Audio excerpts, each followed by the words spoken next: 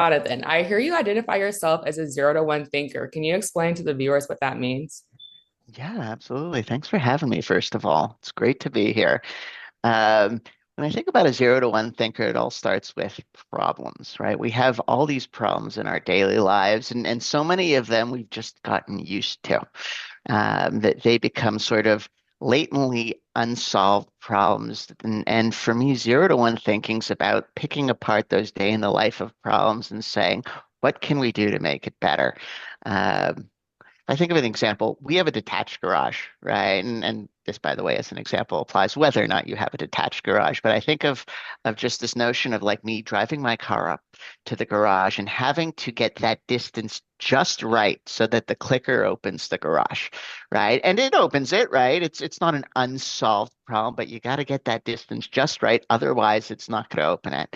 And what can we do to solve this, right? Because that's friction, right? Like it's my home. I got a litany of different technology devices around me that could make this more intelligent, that could remove that friction in my life.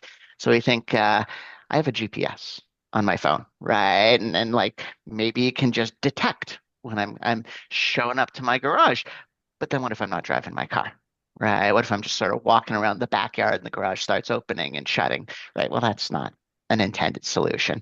Well, I have a camera on my garage. I don't know if you folks do as well. And I think, well, maybe that's an intelligent solution, right? AI has easily gotten to the stage where it can recognize a car, could even recognize my car. And if you're worried about security, it could recognize my license plate, right? Why can't that camera, right, pointed sort of top of my garage, pointed towards the driveway, recognize my car as it's driving in, right? Read the license plate, say, yep, that's a car that belongs here, and the garage opens.